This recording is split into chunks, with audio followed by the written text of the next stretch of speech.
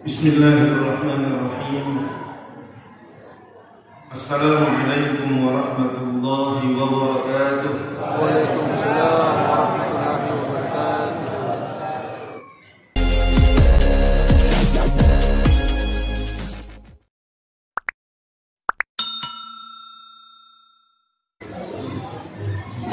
Alhamdulillahilladzi arsala rasulahu bil huda wa dinil haqq liyudhhirahu 'ala dini kullih wa kafa billahi shahida. Wassalatu wassalamu ala man la nabiyya ba'dah sayyidina Muhammadin wa ala alihi wa sahbihi wa mawalah. Subhanaka la ilma lana illa ma 'allamtana innaka antal alimul hakim. Wa la hawla wa la quwwata illa billahil aliyyil azim. Amma ba'd.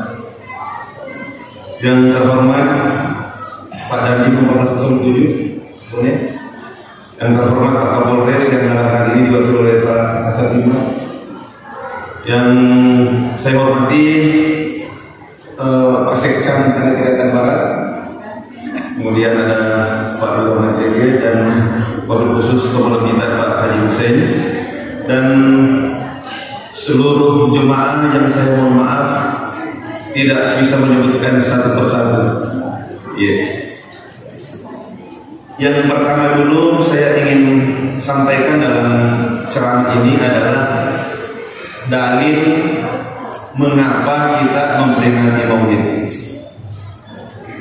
Sebenarnya sudah ada bukunya yang ditulis oleh seorang ulama besar di Mekah yang juga masih cucu Rasulullah Sallallahu Alaihi Wasallam, Syekh Muhammad Alwi Al-Maliki Al-Hasani.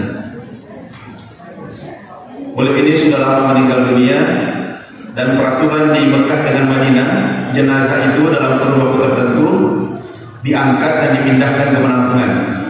Tapi sampai hari ini belum dipindahkan karena jenazahnya masih utuh. Kan kalau sudah tinggal bulan-bulan diangkat dipindahkan, tapi sampai hari ini belum dipindahkan karena sudah berapa kali diminta dikali, betapa tidak ada perubahan. Beliau ini pernah menulis buku tentang Maulid, isinya itu saya lihat 21 dalil kenapa kita memperingati Maulid. Ini perlu saya jelaskan.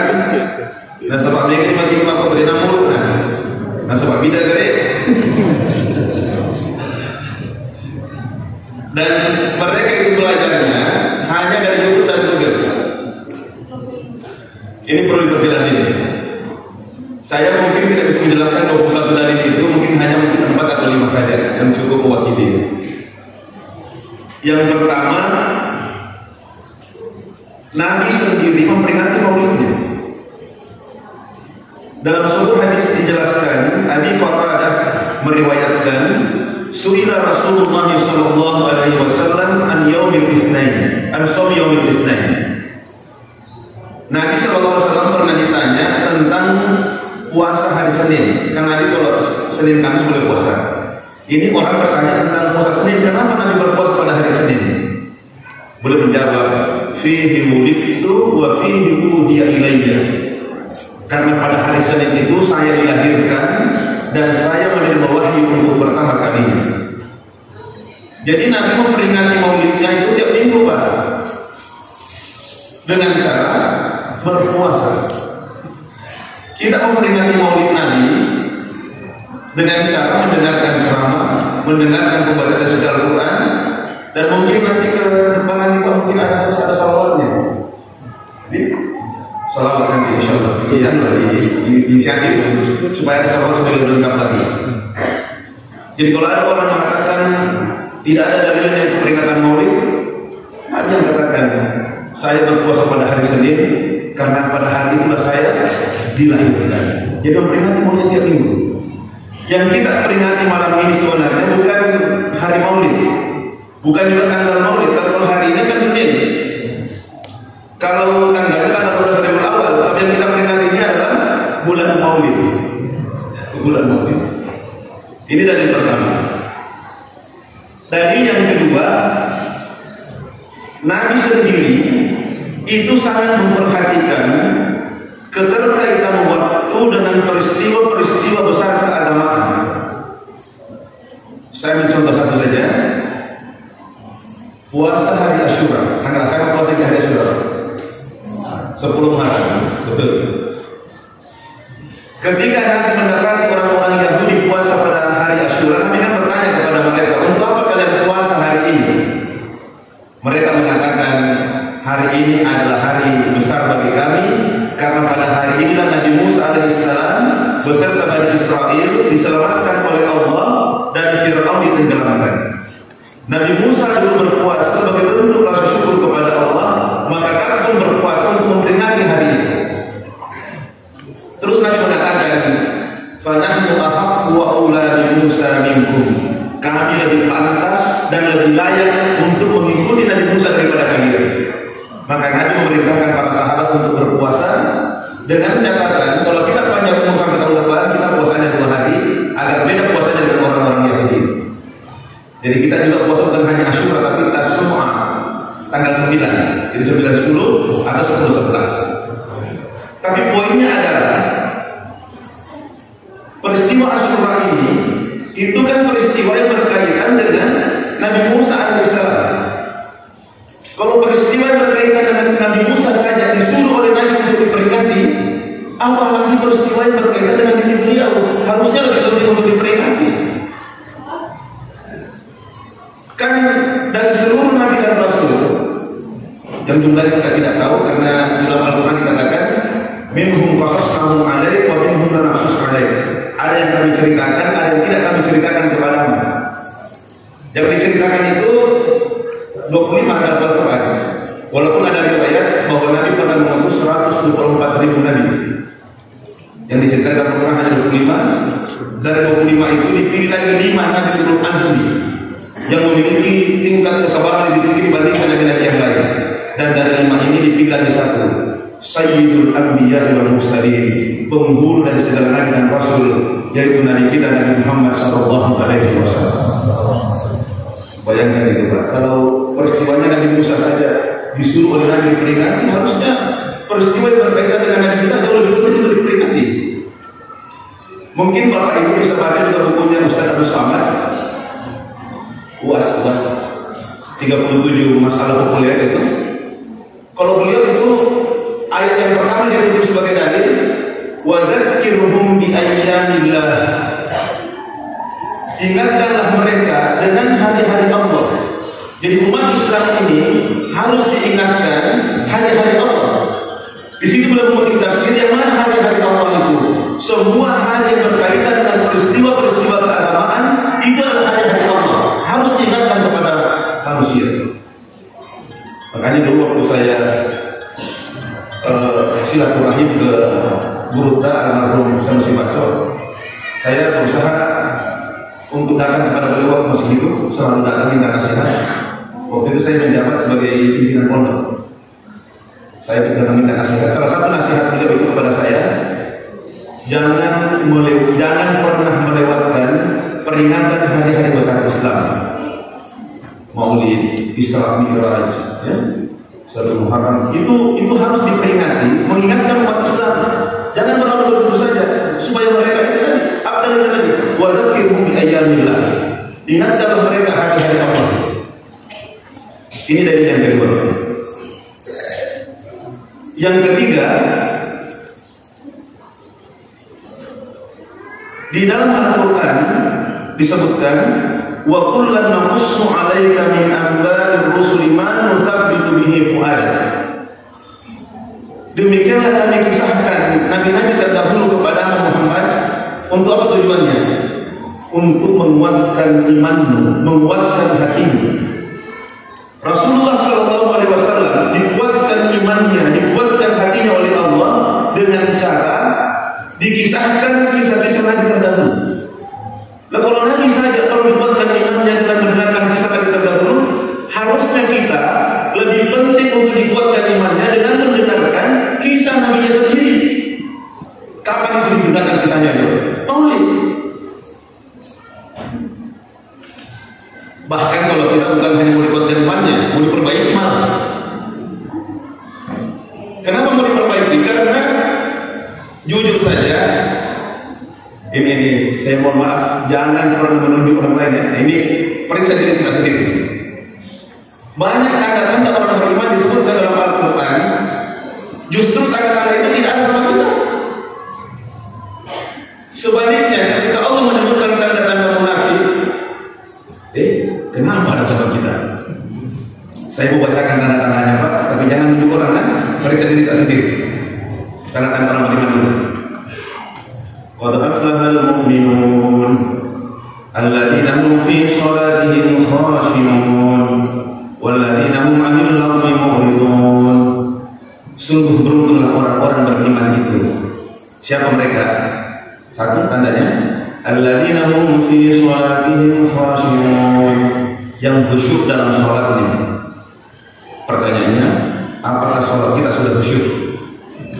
Tidak usah dijawab Pak. Hati kita saja. Ya khusyuknya dia pegang. Kok dia Pak ya Abu itu khusyuk? Karena ini tanda-tanda orang beriman. Yang kedua, walladzina hum 'anil lagwi mu'ridun, mereka berpaling dari hal yang sia-sia. Kalau dalam hadis Nabi dikatakan min husni islamil mar'i tarkuhu ma la ya'ni. Di antara kesempurnaan Islamnya seseorang itu adalah meninggalkan hal-hal yang tidak bermanfaat. Dia punya puji mubi, pukul ide kan cacat mubi itu betul. Cacat mubi agama. Ada contoh apa kira-kira? Domeng.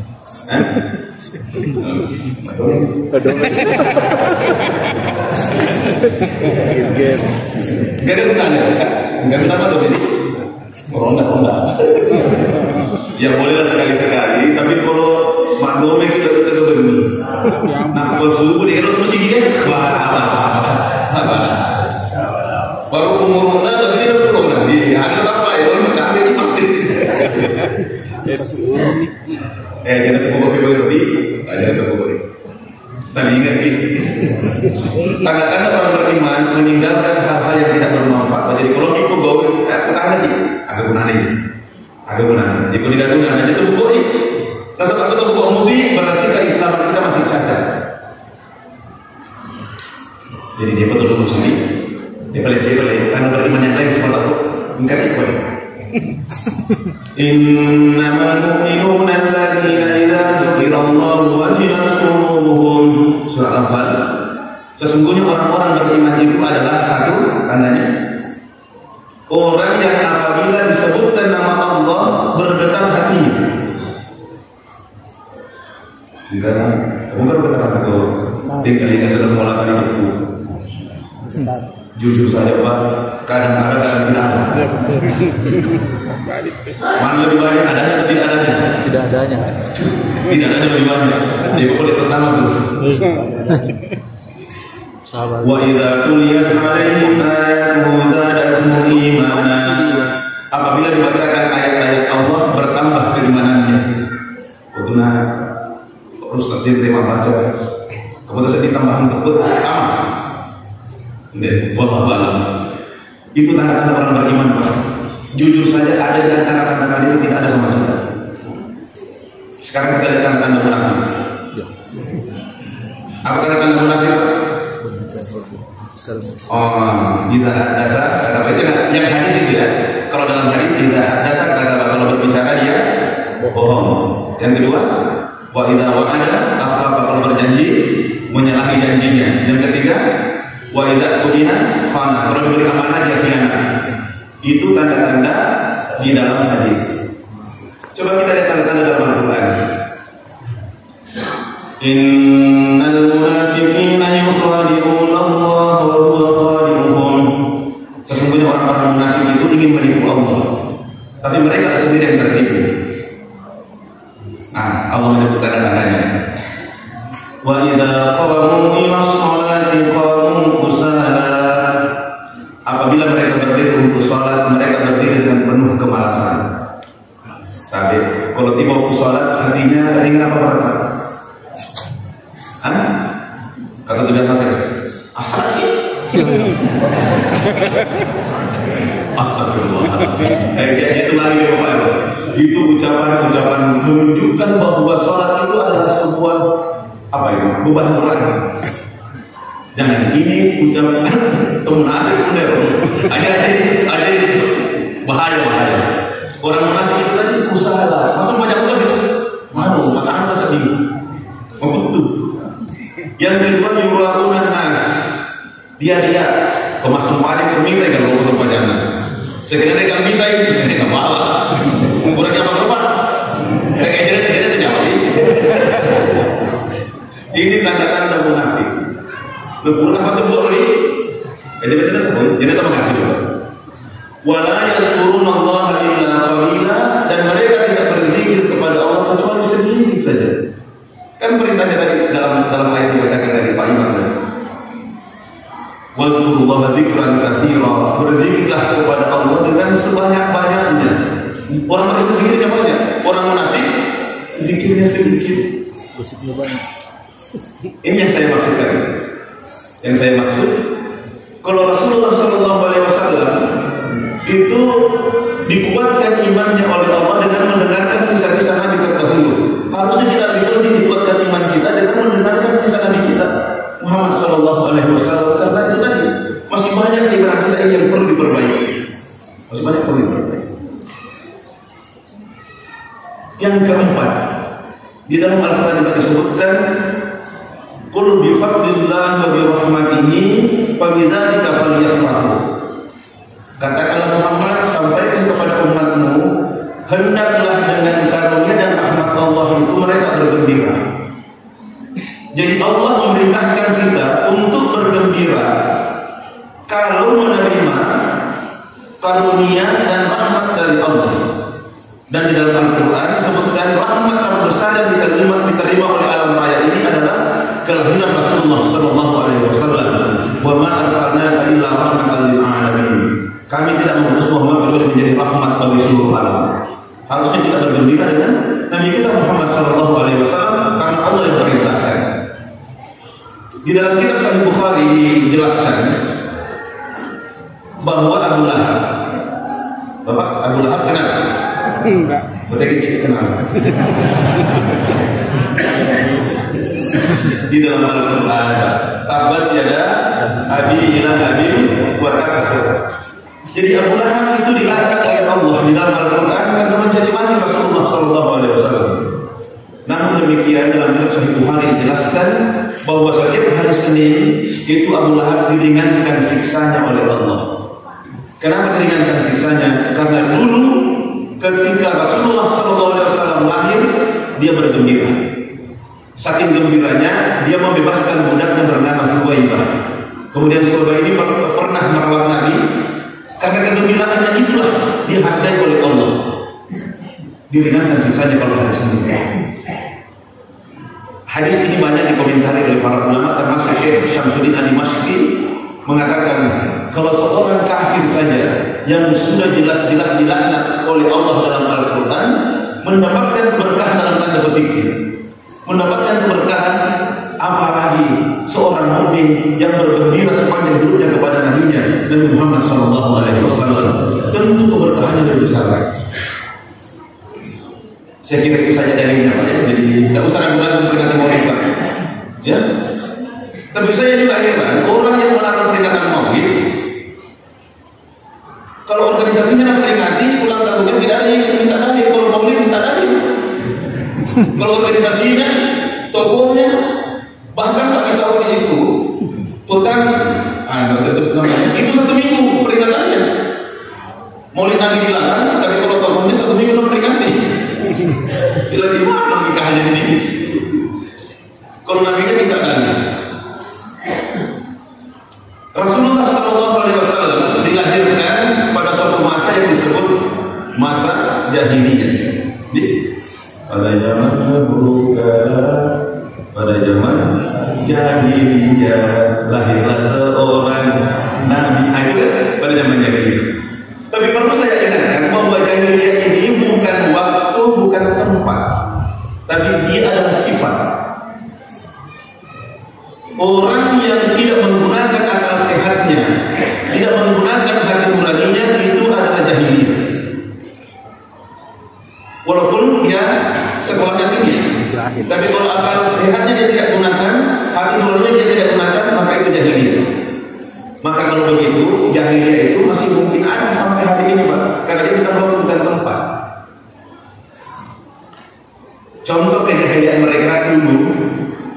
itu adalah membunuh bayi perempuan.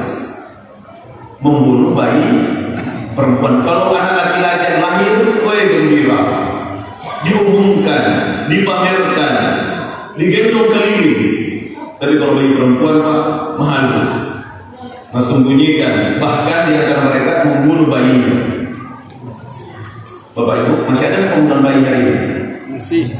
Berarti masih ada jahiliyah. Bahkan lebih jahiliyah daripada jahiliyah dulu Pak. Kalau jahiliyah dulu itu membunuhnya setelah bayi lahir. Jahiliyah sekarang belum lahir sudah dibunuh dengan cara aborsi. Wah, lebih jahiliyah lagi. Yang kedua, jahiliyah dulu itu hanya membunuh bayi perempuan. Jahiliyah sekarang tidak pilih merek, laki-laki perempuan sama saja, dia bunuh. Lebih jahiliyah lagi. Yang ketiga, jahiliyah dulu itu memang tidak berpendidikan. Kita sekolah. Kalau jahiliyah sekarang Pak, dia sarjana. Yang keempat, jahiliyah dulu itu membunuhnya betul-betul karena alasan ekonomi. Jadi ingat, tidak semua bayi perempuan itu dibunuh. Pak, kalau dibunuh bayi mana ini anak muda yang mana? Jangan itu. Ternyata kan masih ada, kan? Tidak semuanya dibunuh. Yang membunuh anaknya itu hanya orang-orang miskin. Walaupun kemudian Al-Quran meluruskan, wala taqtulu auladakum khasyata imlaq, nahnu narzuquhum wa iyyakum. Janganlah kalian membunuh anakmu karena takut miskin. Kami yang beri rezeki kepada mereka dan juga kamu. Nah, itu alasannya membunuh karena alasan ekonomi. Kalau jahiliyah sekarang apa alasannya? Masih iri. Tapi dia masih diboi. Bangga benda. Wasitnya masih iri. Ini lebih jahiliyah lagi.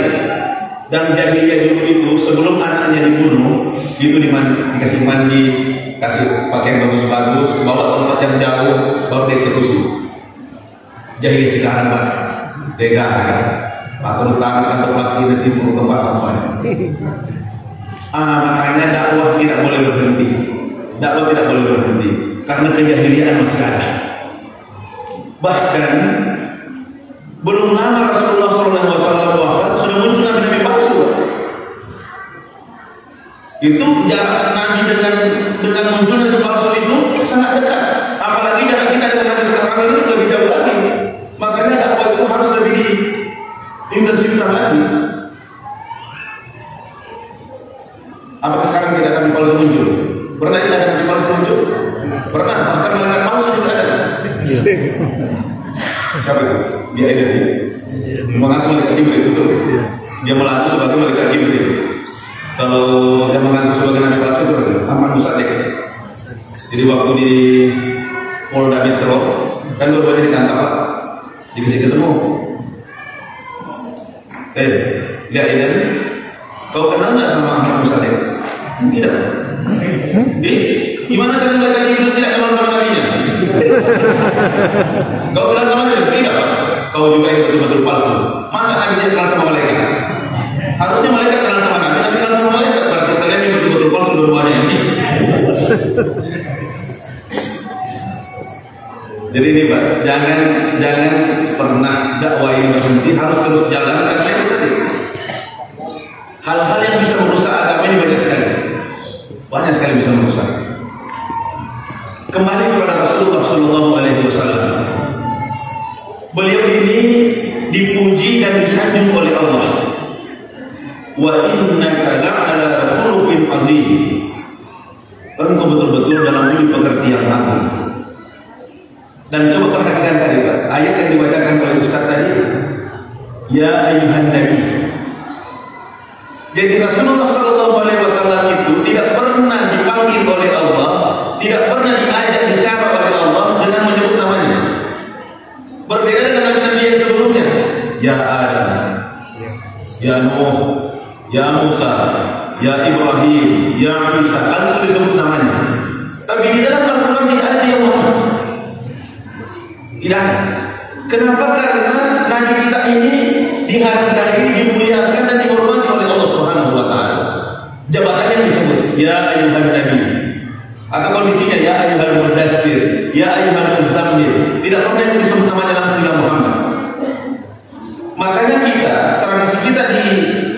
Indonesia, Ahlus Sunnah wal Jamaah, wabil khusus mazhab Syafi'i, itu biasa kita agak tabu mengucapkan atau menyebut nama Nabi langsung, Pak.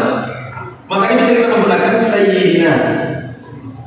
Kenapa coba lihat dalam Quran surah An-Nur nanti, 2 ayat terakhir di penghujung, la taj'alu du'a rasuli bainakum ka du'a ba'dikum ba'dha. Janganlah kalian menjadikan panggilan kepada Rasul itu sama dengan panggilan kalian kepada sebagian yang lain menyebut nama. Kan dulu ada memanggil Nabi, ya Muhammad, itu oleh Allah. Jangan memanggil Nabi sama dengan memanggil orang lain. Beliau ini Sayyidul Anbiya wal Mursalin, dan Allah sendiri tidak pernah menyebut namanya Nabi langsung. Makanya kita, budaya kita, karena nggak ada menyebut nama orang langsung, biasa kita kata Sayyidina. Ada orang bilang bid'ah. Ada orang bilang bid'ah. Oke, kalau tidak menggunakan Sayyidina silakan. Itu namanya ittiba sunnah, mengikuti sunnah, karena Nabi memang dalam sholat tidak menggunakan Sayyidina. Kenapa tidak menggunakan Sayyidina? Karena namanya. Beliau hanya mengatakan Allahumma sholli ala Muhammad, karena beliau itu. Tapi kita menggunakan Sayyidina untuk penghormatan. Karena Allah kan melarang kita menyebut apa memanggil nama Nabi sama dengan memanggil orang lain. Jadi kalau nanti tidak mau tidak usah, tapi jangan menyalahkan menggunakan Sayyidina, karena ada larangan dalam Al-Quran memanggil Nabi, menyebut nama Nabi sama dengan menyebut orang lain. Dan ulama kita menjadikan dalil bahwa akhlak itu didahulukan daripada perintah. Coba lagi, akhlak didahulukan daripada perintah. Saya beri contoh. Ini kalau misalnya nanti kan tidak pakai penutup di depan sini, dikurung saja, dan itu tiga tangga, 1, 2, 3. Nabi dulu ketika masih hidup, beliau khutbah itu di tangga ketiga. Ketika beliau wafat, digantikan oleh Sayyidina Abu Bakar sebagai khalifah. Khalifah Abu Bakar itu tidak boleh naik di tangga ketiga. Beliau hanya sampai tangga kedua saja. Kenapa? Kalau saya di tangga ketiga, berarti saya sama dengan Nabi. Akhlaknya menghormati Rasulullah. Di tangga kedua jadi lebih. Ketika Khalifah Abu Bakar wafat, digantikan oleh Khalifah Umar. Khalifah Umar tidak boleh di tangga kedua. Di tangga satu dia khutbah. Karena menghormati. Bayangkan itu mereka itu akhlaknya, menjaga akhlak. Bahkan dalam riwayat, satu sholat 2 imam, baca hadisnya. Kan waktu itu Nabi sakit, sehingga tidak bisa keluar, dan waktu sudah lama menunggu, sehingga bilang paman. Naiklah Abu Bakar menjadi imam subuh. Nabi merasa baikkan, Nabi keluar dari kamarnya, melihat Nabi keluar, Sayyidina Abu Bakar mundur, Pak, jadi imam. Dikasih kode mana? Terus saja. Tapi tidak, dia tetap mundur. Dan akhirnya Nabi menjadi imam. Digantikan oleh Abu Bakar, digantikan oleh Nabi menjadi imam karena Abu Bakar mundur. Setelah selesai sholat, ditanya, kenapa tadi kau tidak lanjutkan? Saya kan suruh. Apa kata Sayyidina Abu Bakar? Tidak pantas putra di Kuhafa berdiri hadapan Rasulullah SAW. Itu akhlaknya, menjaga akhlak itu. Jadi kita juga menggunakan Sayyidina sebagai bentuk penghormatan, menjaga akhlak, menjaga etika kepada Nabi kita Muhammad SAW. Tapi memang dalam hal ini menggunakan kata Sayyidina itu terbagi 3. Ada yang tidak mau mengucapkan Sayyidina baik dalam sholat maupun di luar sholat, tidak mau. Karena itu yang tidak bid'ah. Silakan, tidak apa-apa. Yang kedua, menggunakan Sayyidina baik dalam sholat maupun di luar sholat, karena sebagai bentuk penghormatan kepada Rasulullah. Yang ketiga, ini jalan tengah. Menggunakan Sayyidina di luar sholat, tapi kalau dalam sholat tidak menggunakan Sayyidina. Jadi kalau tahiyat ini, Allahumma sholli ala Muhammad wa ala ali Muhammad, kama shollaita ala Ibrahim wa ala ali Ibrahim. Itu kalau dalam sholat. Termasuk ketika kunut. Wa sallallahu ala Muhammadin nabiyil ummi wa ala alihi wa sahbihi wa baraka wa sallam. Wa sallallahu ala Muhammadin, karena itu dalam sholat. Tapi ini adalah dinamika khilafiyah, tidak apa-apa. Yang mana kita memakai ada masalah masing-masing ada dalilnya. Yang perlu perlu kita waspadai adalah jangan saling mengkafirkan. Kalau sekedar khilafiyah saja, perbedaan pendapat tidak ada masalah. Karena dari dulu juga dari zaman sahabat sudah mereka berbeda dan Nabi memberikan toleransi tentang perbedaan itu. Tidak usah dibesar-besarkan. Yang perlu kita waspadai adalah saling mengkafirkan, karena kata kafir ini kalau keluar dari mulut dilemparkan kepada sesama muslim, maka kata kafir tidak akan kembali kecuali mengenai salah satu. Jadi misalnya maka dia kafir itu jalur kafir itu. Ternyata di sisi Allah orang itu tidak kafir, Pak. Maka yang kafir yang mengucapkan. Itu bahaya sekali. Jangan mengucapkan kata kafir kepada sesama muslim. Nah sekarang ini ada orang sedikit mengkafirkan muslim orang. Itu saya kaget dikirimi tulisan di WA. Umat Islam Indonesia tinggal 3%. Kenapa bisa? Nah data dari Lintang saya terima itu Indonesia masih 86%. Kenapa tinggal 3%? Dia bilang karena 83% sudah dikafirkan sama yang 3%. Jadi tinggal 3% masih saja kalau dikafirkan. Saya bilang ini yang bahaya kalau mau takfir ini mengkafirkan sesama muslim. Nabi dan para sahabat sibuk mengislamkan orang, dia sibuk mengkafirkan orang. Bahaya sekali. Sekali lagi, kalau sekadar perbedaan fikih tidak ada masalah. Saya ketika mengajar fikih di mahasiswa, saya suruh coba sebutkan masalah khilafiyah yang kalian tahu. Dia sebutlah kunut subuh atau tidak, tanggal 8 atau 20. Buat order. Dan masing-masing mahasiswa itu hanya bisa mampu menyebut 10 khilafiyah. Saya kasih tahu, antara Imam Syafi'i dengan Imam Malik itu jumlah khilafiyahnya dalam urusan ibadah dan muamalah itu lebih 6.000. Kaget. Betulnya Pak? Jangan dulu kaget, masih ada yang lebih besar. Antara Imam Malik dengan Imam Abu Hanifah itu lebih 12.000 kasus. Tapi catatan peneliti di situ, catatannya peneliti, para ulama ini tidak pernah saling menyalahkan. Mereka tetap saling menghargai, saling menghormati, bahkan kadang rela mengorbankan pendapatnya demi menghargai saudaranya. Luar biasa akhlak mereka. Luar biasa akhlak mereka. Kenapa pada sekarang orang kalau berbeda pendapat bertengkar? Oh, karena bukan ulama, Pak. Jawabannya sederhana, karena bukan ulama. Kalau ulama harus saling menghargai, saling menghargai. Sekali lagi, yang penting jangan saling mengkafirkan. Saya teringat ini, kelompok takfir ini, jangan ini bahayanya. Ini sangat berbahaya. Ya, kenapa sangat berbahaya? Karena inilah yang memecah belah bangsa. Lihat Timur Tengah hari ini. Saya pernah tinggal di Mekah tahun 97 sampai 98. Saya satu rumah dengan orang Yaman, bertetangga juga dengan orang Yaman. Yaman Utara, Yaman Selatan karena dulu perang. Kenapa kalau sesama Muslim perang? Utara kan Muslim, Selatan Muslim. Kenapa saling perang, saling bunuh sesama Muslim? Selatan bilang sana kafir, Selatan bilang sana munafik. Wah, ini yang saya maksud ini. Menjadikan agama sebagai justifikasi untuk saling membunuh, saling mengkafirkan. Dan ini terjadi juga hari ini di Sudan, di Suriah, saling mengkafirkan. Dan ini kalau masuk di Indonesia ini berbahaya, Pak. Dan sudah ada masuk sedikit. Disebutkan oleh BUMN,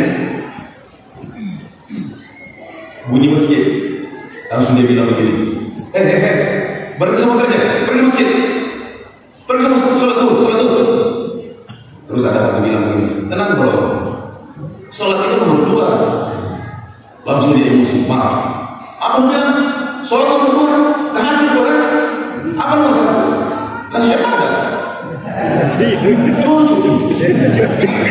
Mati dia. Baru sudah kita bilang kafir. Sholat nomor berapa? Nomor 2. Nomor 1 apa? Kau Baru lagi orang kafir. Ini yang saya maksud. Jangan gampang mengkafirkan orang tersebut. Coba ini tanya dulu apa alasannya. Jangan sedikit-sedikit kafir. Bahaya. Ya. Rasulullah SAW dalam dakwahnya itu berbeda dengan nabi-nabi terdahulu. Nabi-nabi terdahulu, kalau dakwahnya sudah ditolak, apa doanya? Hancurkan ya Allah. Itu doanya Nabi itu dalam Al-Quran. Jangan sisa orang kafir satu orang pun ya Allah, habisi mereka. Demikian pula Nabi Lut, Nabi Saleh. Tapi Rasulullah SAW apa doanya? Allahumma ighfir qaumi fa innahum la ya'lamun. Ya Allah, ampunilah kaumku karena mereka tidak tahu siapa saya. Dalam sebuah hadis dijelaskan bahwa seluruh nabi dan rasul itu diberikan doa pamungkas oleh Allah. Tahu doa pamungkas, Pak? Kalau yang kita tahu saja doa pamungkas, ini doa pamungkas. Artinya, kalau dia berdoa dengan doa itu pasti dikabulkan oleh Allah. Dan seluruh nabi dan terdahulu sudah pakai doa pamungkasnya untuk menghancurkan umatnya sendiri. Kalau capek berdakwah, ditolak, hancurkan ya Allah. Hancurkan dulu, dibacaku. Tapi Nabi kita tidak menggunakan doanya, Pak. Kata Al-Arif, kapan mau dipakai? Nanti di hari kemudian, Pak. Di hari kemudian nanti mau digunakan. Untuk apa? Memberikan syafaat pertolongan kepada umatnya. Luar biasa itu Nabi kita Muhammad SAW. Hati dan pikirannya itu selalu umatnya, Pak. Umat yang selalu dipikirkan. Bahkan sampai menjelang wafatnya, yang diingat bukan istrinya, Pak. Bukan anak yang diingat. Tapi yang diingat siapa? Umat yang kita yang diingat.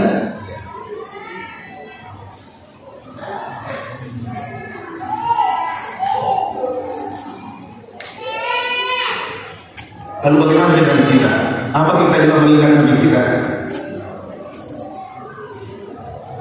Berapa jumlah salawat kita baca setiap hari? Berapa jumlah salawat? Itu menandakan bagaimana tingkat kecintaan kita kepada Nabi kita Muhammad SAW.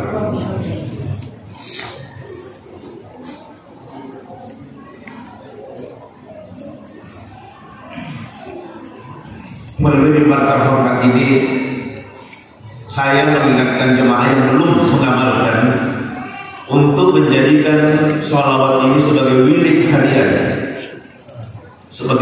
harian, minimal 100 sholawat itu hanya butuh waktu 5 menit. Allahumma shalli ala sayyidina Muhammad wa ala ali sayyidina Muhammad. Hanya 100. Tapi kalau kita ingin lebih, tentu kemuliaannya juga lebih. Ada saya terima ijazah dari seorang ulama, namanya salawat Syajaratul Nuhud, salawat pohon buah. Ini mengeluh tentang kehidupannya yang tidak mencukupi kebutuhannya. Terus diajari, kira-kira kalau kau punya pohon uang, tinggal ambil uang dari pohon. Caranya gimana? Setiap selesai sholat isya dan sebelum tidur, bacalah salawat kepada Nabi 400 kali. Allahumma shalli ala sayyidina Muhammad wa ala ali sayyidina Muhammad. Allahumma shalli wa sallim ala sayyidina Muhammad wa ala ali sayyidina Muhammad. 400 kali. Insya Allah rezekimu akan dilancarkan oleh Allah Subhanahu wa Ta'ala seperti engkau punya pohon buah. Mungkin kita tidak menyimpan uang banyak, tapi ketika butuh ada. Ibu, mana yang bagus? Banyak atau cukup? Cukup atau banyak? Yang kita cari yang cukup. Buat apa banyak kalau tidak cukup? Ya? Yang kita cari yang cukup. Salah satu caranya adalah memanfaatkan keberkahan sholawat tadi. Membaca sholawat kepada Nabi setelah sholat isya dan sebelum tidur 400 kali. Allahumma sholli wa sallim ala sayyidina Muhammad wa ala ali sayyidina Muhammad. Ada yang pernah protes kepada saya ketika saya mengutip ceramahnya Ustaz Yusuf Mansur tentang sedekah. Kalau kita bersedekah di jalan Allah, termasuk yang dititip sama saya adalah salawat tadi. Dia bilang kalau kita bersalawat kepada Nabi harus ikhlas. boleh mengharap dunia, tidak boleh mengharap sesuatu kecuali Allah, termasuk ketika bersedekah. Karena saya cerita ini cerita sedekah bahwa kalau kita bersedekah di jalan Allah itu pasti digantikan oleh Allah minimal 10 kali lipat, bahkan 700 kali lipat. Bapak Ibu, Ustaz Yusuf Mansur itu kehebatannya kalau memberikan ceramah tentang sedekah itu ibu-ibu bisa itu lepas semua itu cincin, gelang, kalung, isi dompet, habis semua dia sedekahkan. Saking hebat memberi motivasi. Makanya ibu-ibu yang sudah pengalaman, kalau saya cuma suruh ceramah ganti emas. Yang potong habis begitu. Seperti biasa ketika menyampaikan ceramah motivasi orang untuk bersedekah, bahwa apa yang kita sedekahkan di jalan Allah pasti digantikan oleh Allah minimal 10 kali lipat, bahkan 12 kali lipat. Ternyata di antara jemaah itu ada yang punya uang 70 juta. Sebenarnya itu uang untuk renovasi rumah tapi tidak cukup karena biaya renovasi rumahnya 350 juta. Mendengar ceramah Ustaz bahwa kalau kita bersedekah di jalan Allah pasti digantikan oleh Allah minimal 10 kali lipat, langsung jalan matematikanya. Iya. 70 juta. Kalau saya sedekahkan di jalan Allah diganti 10 kali lipat menjadi 700 juta. Biaya renovasi rumah 350 juta. Kamu lebih. Bismillah. Sedekah 70 juta. Di sini pula apa aja? Wajah kita pula ada. Menunggu. Tiba-tiba rumahnya kebakaran. Terbakar rumahnya. Ini bagaimana caranya cara Ustaz ini? Katanya kalau kita bersedekah di jalan Allah digantikan 10 kali lipat. Saya diganti mana rumah habis ini? Ikut ceritanya ceramah Ustaz lo kemakutan Ustaz. Ikut ceramah digantikan 10 kali lipat, saya tidak digantikan. Apa kata Ustaz? Allah tidak pernah menyalahi janjinya. Allah pasti menepati janjinya. Cuma caranya dan waktunya terserah kepada Allah, bukan menurut cara pikiran kita. Pasti digantikan oleh Allah, menepati janjinya. Cuma caranya dan waktunya terserah kepada Allah. Karena dari kamu lah kasih sampai bulat bos. Dan dia bertahan hidup dengan jualan nasi dan ayam penyet. Kambing. Ternyata penggemarnya banyak. Dari sewa jadi beli, dari 1 jadi 2, dan terakhir saya lihat wawancara Kompas TV sudah cabang ke-36. Dan 1 cabang itu setiap malam keuntungannya itu net itu sekitar 500.000 kali 36 dilakukan belakang celaka kemudian jatuh. Pada hasil apa dari ini belakang 36 kali 500.000 18 juta 1 malam. Usilan 30 540 juta 1 bulan penghasilannya, dan itu berlanjut terus. Saya malah dia sudah buka cabang di Malaysia lagi. Berapa kali yang dia buat? 700 juta. Lalu ini biliar kan dari mana? Sekarang saya tanya, boleh tidak bersedekah dengan niat digantikan oleh Allah berkali-kali lipat? Ikhlas tidak? Jawab. Orang yang bersedekah dengan seperti ini ikhlas atau tidak? Tidak ikhlas ya? Kalau saya mengatakan ikhlas, karena definisi ikhlas yang saya tahu adalah beramal karena mengharapkan janji Allah. Siapa yang janjikan keuntungan? Allah yang janjikan, Pak. Wal hasanatu bi asyri amsalha. Satu kebaikan kata Allah saya pasti gantikan minimal 10 kali lipat. Bahkan janji Allah yang lain 700 kali lipat. Siapa yang janjikan? Allah. Jadi selama kita ingin mengharapkan janji Allah, itu ikhlas, Pak. Bukan itu Bapak, Ibu. Kau masuk ayat-ayatnya lo tahu surga, tahu utama neraka, atau karena ikhlas kata Allah. Kenapa kita sholat? Apakah ini masuk surga, atau takut neraka, atau ikhlas karena Allah?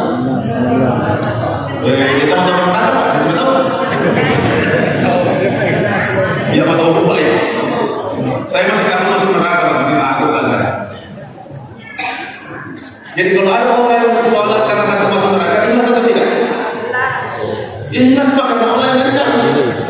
Kalau ada orang sholat karena ingin masuk surga, ikhlas tidak? Dia ikhlas karena Allah yang janjikan. Jadi selama masih dalam koridor janji Allah, itu adalah ikhlas. Yang salah kalau janji manusia, bantu tadi dulu, bilokaris, menangkap aku teko proyek. Mereka proyek macam, bantu sekali dia jadi, nggak lupa ya. Karena itu pilkada beda dengan pilkada. Apa bedanya? Kalau pilkada, kalau sudah jadi biasa lupa. Kalau pilkada, kalau lupa biasa jadi.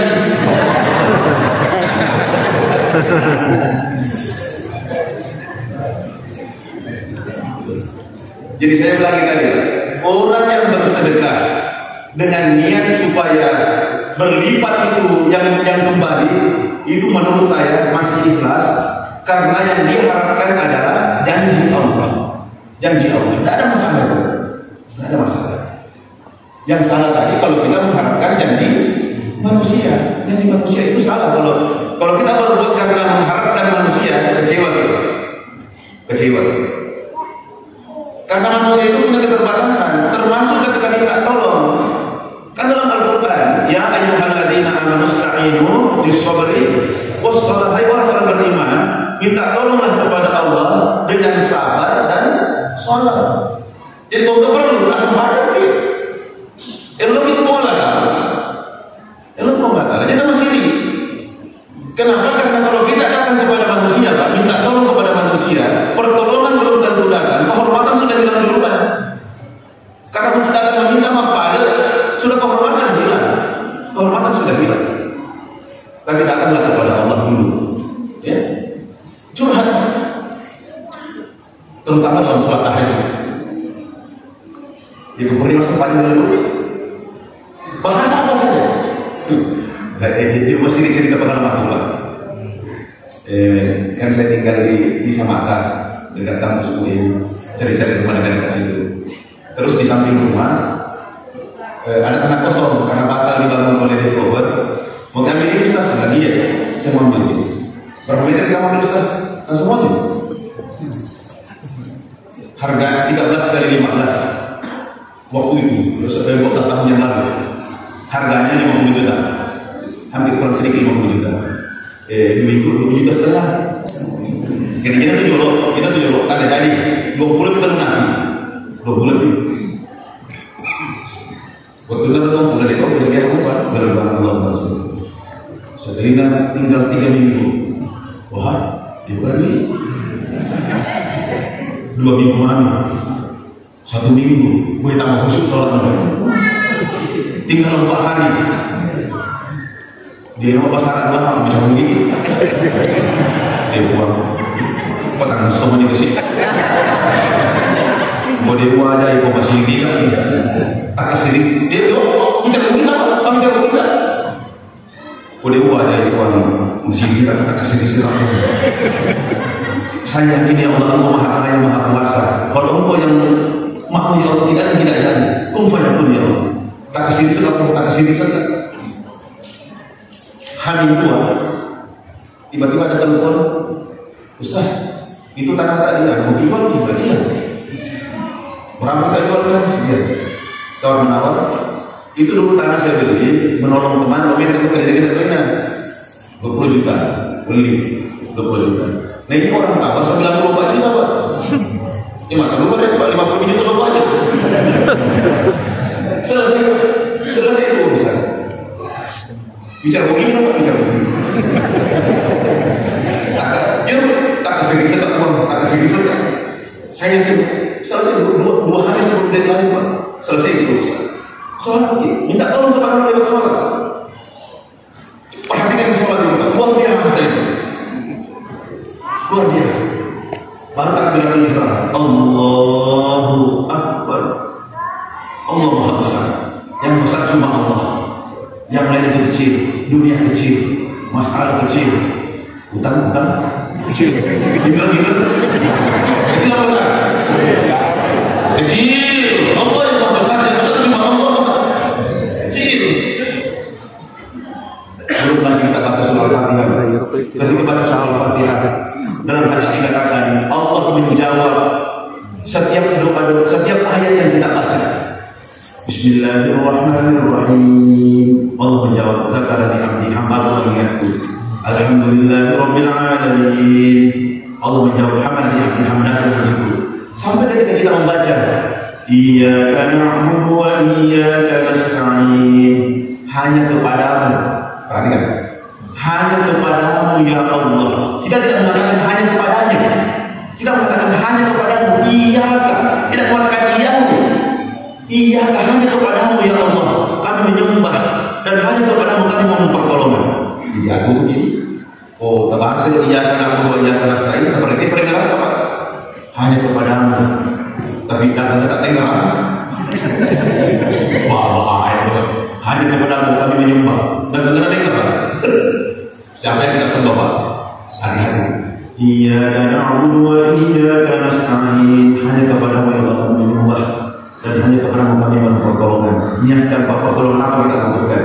Tidak usah diucapkan, karena tidak boleh mengucapkan yang lain dalam hati.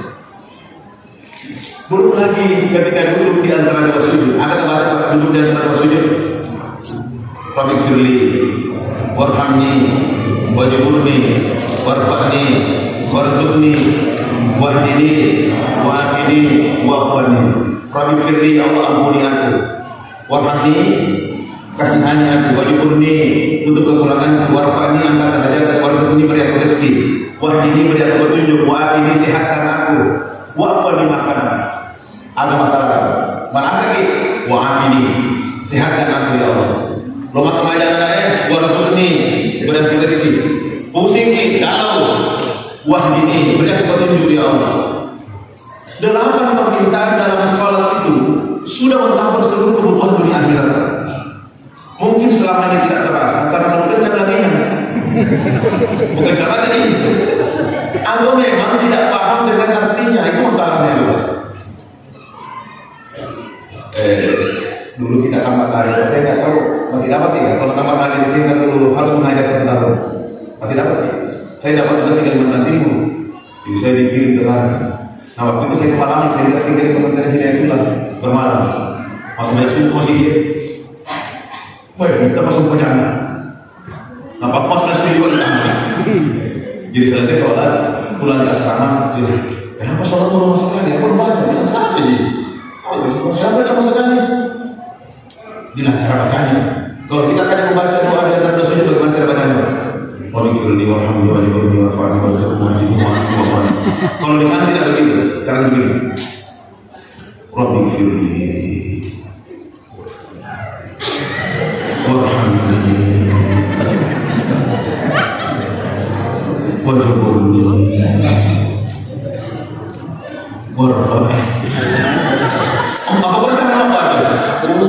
disebut dan saya bilang inilah yang betul saya bilang, karena namanya orang meminta harus memelas. Saya tidak tahu boleh Pak, boleh di Makassar kan biasa banyak minta keras kan? Itu minta sekali Pak, dari salamnya saja sudah minta dulu. Itu salahnya minta, beda salahnya Ustaz.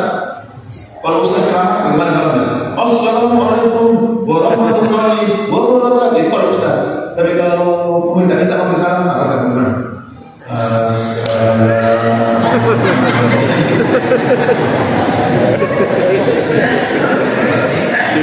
Karena dia tahu namanya orang meminta harus memelas saja, belum dikasih Tuhan.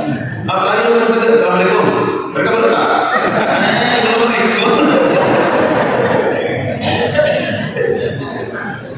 meminta kepada Allah itu harus memelas, rendah hati,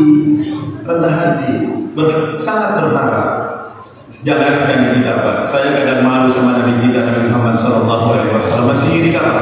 Masih ditanya. Dalam sebuah riwayat, Nabi datang sholat jamaah subuh, mukanya agak pucat. Terus ada sahabat bertanya, ya Rasulullah, kayaknya Tuhan kurang sehat ya. Saya lihat dari anunya Tuhan, dari wajahnya agak pucat. Nabi bilang ini, saya agak kurang sehat tadi malam. Makanya sholat tahajudnya itu tadi hanya membaca 7 surah yang panjang saja. 7 surah yang panjang. Yuk kita jawab. Ini surah yang panjang. Al-Baqarah, Ali Imran, An-Nisa, Al-Ma'idah, Al-An'am, Al-A'raf, Al-Anfal. 9 juz, 4 halaman. Salat tahajudnya Nabi 9 juz, 4 halaman. 1 malam. Dalam kondisi kurang sehat. Kira-kira Bapak dalam kondisi sehat-sehat Pak?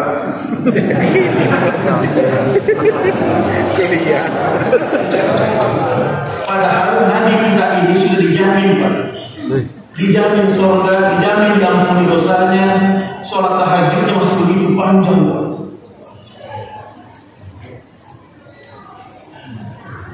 Ini macam apa lagi ini? Makanya itu belum lagi sujudnya Pak. Ruku dan sujudnya, satu kali sujud itu kata Aisyah radhiyallahu anha, itu lamanya kira-kira sama kalau kita membaca 50 ayat. Lamanya satu kali sujud. Oh luar biasa ibadah beliau. Makanya kalau 9 juz dibaca satu malam Pak, itu Aisyah juga menceritakan itu Nabi kadang kakinya bengkak karena lama berdiri dalam sholat. Saya tahu di jemaahnya juga ada yang kakinya sering bengkak. Tapi bukan karena sholat tahajud, karena asam pulang. Mari sini Pak, Bapak saya mana tuh? Bisa ketemu lagi ya? Masalah sekali ada sini. Tapi ini Pak, mudah-mudahan dengan mendengarkan kisah Nabi seperti ini kita jadi malu. Jadi malu. Nabi sudah diampuni dosanya, diberikan jaminan oleh Allah. Sholat tahajudnya luar biasa. Luar biasa. Si Jamil, gila si Jamil. Terakhir, tambah 5 menit atau 10 lah ya. Sampai jam 9, insya Allah. Terakhir, kalau kita menutup ini, sebagai tanda bukti kecintaan kita kepada Nabi kita Nabi Muhammad SAW. Tadi sudah saya sampaikan satu ya, menjadikan salawat sebagai wirid harian minimal 100. Kalau bisa sampai 1000 lebih bagus lagi, levelnya lebih pasti naik lagi. Makin banyak makin bagus. Karena Nabi kata Allah sallallahu alaihi wasallam sallallahu alaihi wasallam. Barang siapa bersalawat kepada aku 1 kali, maka Allah akan bersalawat kepadanya 10 kali. Jadi kalau kita salawat ke satu, mengatakan salawat itu satu keluarga. Jaminan keselamatan sudah. Yang kedua, menghidupkan sunnah-sunnahnya. Termasuk di antaranya adalah menjaga sholat jemaah di waktu di masjid. Itu sunnah Nabi. Menjaga sholat sunnah, tahajud, duha, qabliyah, ba'diyah, jaga semua. Kalau misalnya level keimanan kita belum mampu sampai menjaga 5 waktu di masjid, mulai bertahap dari subuh. Ya dari subuh dulu jaga. Isya, asar, zuhur, maghrib. Usahakan. Ibu, kalau subuh itu suami kita dan anak-anak laki-laki suruh ke masjid ini. Jangan sholat di rumah. Karena kalau laki-laki itu sholat subuhnya di rumah, itu namanya laki-laki solehah. Laki-laki itu sholatnya di mana? Di masjid. Laki-laki sholatnya di masjid, sholat berjamaah. Itu sunnah Nabi.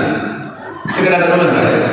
Abdullah bin Muhammad itu kan orang muda, orang muda beliau. Datang kepada Nabi minta izin, ya Rasulullah, mohon izin. Saya ini kan orang muda. Kadang mau ke masjid tidak ada yang menuntun saya. Boleh tidak saya sholat di rumah saja? Terus Nabi bilang, atas mau tidak? Kau dengarkan azan tidak? Dia bilang, kalau azan saya dengar ya Rasulullah, kalau rumah saya tidak terlalu jauh. Apa kata Nabi? Kalau begitu, kau sholat, kau pergi ke masjid, jauh panggilan azan itu. Bayangkan, orang muda saja tidak dikasih keringanan untuk sholat di rumahnya karena mendengarkan panggilan azan. Kira-kira kalau kita datang minta ini sama Nabi, ya Rasulullah, semua itu boleh? Pasti tidak dikasih diri ke masjid. Sholat berjamaah masjid. Dan luar biasanya sholat berjamaah itu, Pak, sholatnya pasti diterima. Karena yang pertama diberikan imam. Kalau imam sudah diterima sholatnya, diterima mana itu? Diterima mana? Bagaimana kalau imam kurang sholatnya tidak diterima oleh Allah? Yang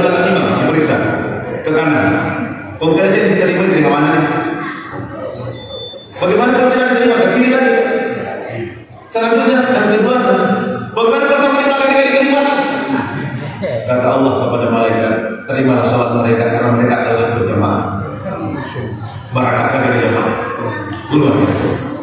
Jadi kalau pakai jamaah kita pasti diterima semuanya. Pasti diterima. Jadi jaga, gitu. Ya, jaga. Itu sunnah Rasulullah SAW.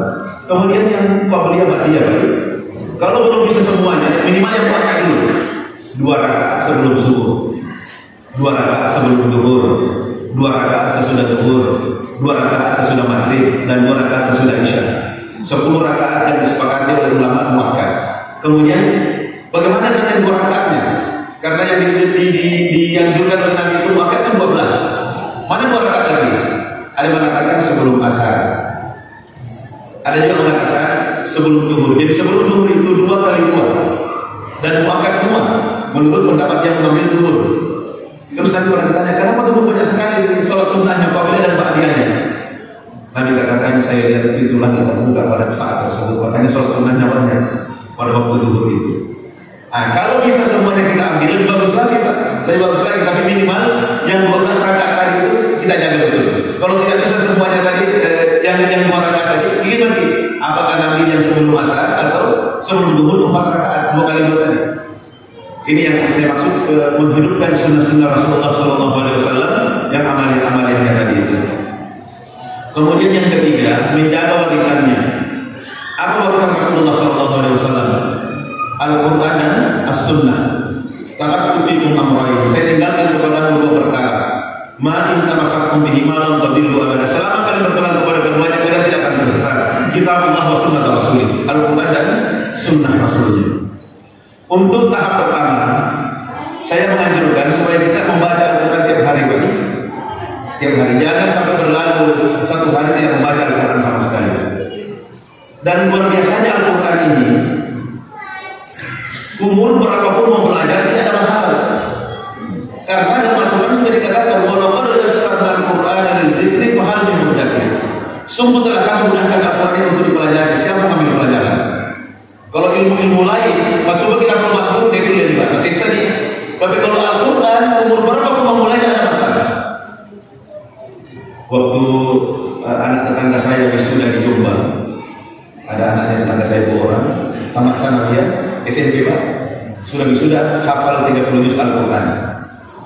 Waktu mereka wisuda, ada 1 wisudawan di tengah itu orang tua, usia 60 tahun, pakai seragam santri, berbagai sama dengan santri yang lain, usianya 60 tahun, dia pensiunan TNI. Waktu pensiunan di TNI, TNI pensiun waktu yang 54 ya, 53. Dia kemudian melamar menjadi security, usia 54, 6 tahun kemudian 60 tahun, dia hafal Al-Quran 30 juz. Jadi sudah bersama santri, Pak. Itu tadi yang saya maksud. Bayangkan pensiun baru mulai menghafal Al-Quran, usia 60 tahun tamat 30 juz. Kenapa bisa? Karena dia ikhlas dan bersungguh-sungguh. Ikhlas dan bersungguh-sungguh. Sehingga dimudahkan oleh Allah. Karena tadi Allah katakan, walaupun ada sabda Al-Quran, sungguh telah kami mudahkan Al-Quran. Jadi kalau ada orang belajar Al-Quran susah, masalahnya bukan pada Al-Qurannya, mungkin kurang ikhlas atau tidak bersungguh-sungguh. Kalau kita ikhlas dan bersungguh-sungguh, umur berapapun tidak ada masalah. Tidak ada masalah. Jadi jangan pernah mengatakan bacona. Ada yang ada dokter sendiri yang diantoi bersewa. Syukurlah kalau dia tenang karena dokter ahli jiwa. Berarti bapak tidak pernah gangguan jiwa. Beliau itu kan mu'alaf. Masuk Islam itu saya tidak tahu sudah 40 jalan 50 kali waktu dia masuk Islam. Kemudian baru belajar Quran, baru belajar Al-Quran. Dan dia belajar guru hijaiyah sampai lancar 2 bulan dulu. 2 bulan saja. Kenapa bisa begitu cepat? Karena dia ikhlas dan bersungguh-sungguh. Kenapa anak kita sampai 2 tahun dia teman-teman? 2 tahun lagi dia teman. Kenapa bisa? Karena mungkin kurang ikhlas dan tidak bersungguh-sungguh. Maka perlu dimotivasi. Itu hebatnya Al-Quran. Kemudian yang terakhir, menjaga para pewarisnya. Kalau tadi menjaga warisannya Al-Quran dan hadis. Kalau menjaga pewarisnya adalah al-ulama warathatul anbiya. Ulama itu adalah waris para nabi. Jadi kalau kita mengaku mencintai Rasulullah SAW, maka kita juga harus menghargai para ulama, mencintai para ulama. Saya kira demikian Bapak Ibu sekalian yang sempat saya sampaikan, walaupun tidak sistematis, tapi mudah-mudahan ada yang bisa diambil manfaat, dibawa pulang menjadi pedoman hidup untuk keselamatan di akhirat. Amin ya rabbal alamin. Saya kira demikian, mudah-mudahan bermanfaat. Allahumma qina wa Wassalamualaikum warahmatullahi wabarakatuh.